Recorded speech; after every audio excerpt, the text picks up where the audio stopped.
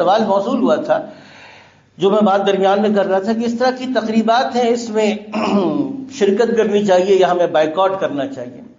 تو دیکھیے بات یہ ہے کہ اس میں ایک بات یہ ہے کہ شرکت کرنا ظاہر سی بات ہے ان ساری چیزوں کی حوصلہ افزائی ہے، لیکن یہاں پر ایک اور چیز یہ ہے کہ اگر قریبی رشتہ داروں تو قطع رحمی بھی نہیں کرنی ہے، قطع رحمی کو بھی شریعت نے منع فرمایا، تو آپ قطع رحمی بھی نہ کریں اور شرکت بھی نہ کریں، دونوں کو کیسے جمع کریں گے؟ سوال سمجھنے کا ہے۔ پہلی بات میں نے عرض کر دی آپ سے اس میں کہ دیکھیے شرکت نہ کریں۔ عام طور پر لوگ کہتے ہیں نہیں کوئی بات نہیں، ہم نے آپ کی ٹیبل نا علیحدہ سے بنائی ہے۔ میں ایک دفعہ ہماری طالبہ کا تھا، بہت اصرار ہوا، میری طبیعت مانتی نہیں ہے، بہت سی وجوہات ہیں، بات لمبی ہو جائے گی دوبارہ سے، ویسے بھی شادی کی تقریبات میں جانے کے لیے طبیعت آمادہ نہیں ہوتی میری، تو میں نے معذرت کیا نہیں بالکل ہم آپ کا کریں گے۔ خیر وہاں پہنچے، ہم بیٹھے انتظار کر رہے تھے، بارات آ گئی، بارات گیا، ڈھول بجانے والے بھی تھے، تو میں اٹھ گیا وہاں سے۔ اب ان لوگوں نے لڑکی اور کہیں ہم نے بند کروا دیا سب کو، میں کہا دیکھو اب میں اٹھ گیا ہوں نا، اٹھ کے میں باہر نکل گیا، جی ہماری بہت بے عزتی ہوگی۔ میں نے کہا پہلے سوچنا تھا اس کو، میں تم سے پہلے کہا تھا اگر ڈھول بجاؤ گے نا میں نہیں آؤں گا، تم نے وعدہ کیا تھا نہیں ہوا، اب میں اٹھ گیا ہوں، تم نے جتنا زور لگانا ہے لگا لو، میں اندر واپس نہیں جاؤں گا۔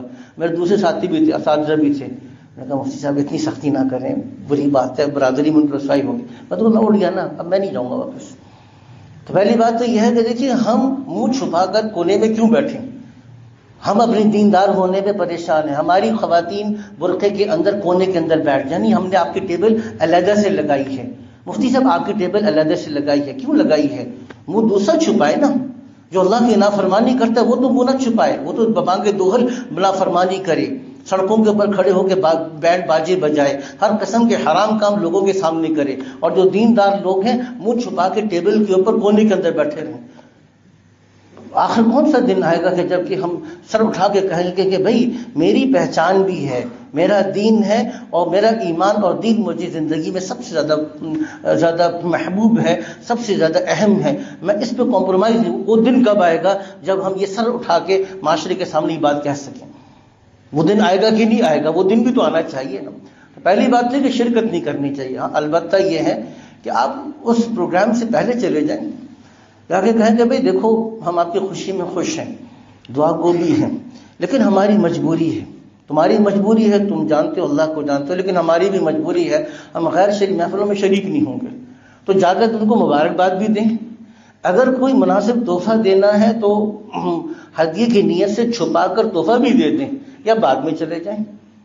تو تقریبات کا بائیکاٹ کا مطلب یہ ہے کہ خاندان سے قطع تعلق ہی نہ کریں، اپنی حد تک ان سے ملتے رہیں، وہ طنز کہیں، تانا دیں، دھمکی دیں، اس کی پرواہ نہ کریں، اپنے اخلاق ٹھیک رکھیں، سختی سے بات نہ کریں، ڈانٹ کر بات نہ کریں، اور اپنی مصلحت سے بات کریں، لیکن خود اپنے عمل پر قائم رہیں۔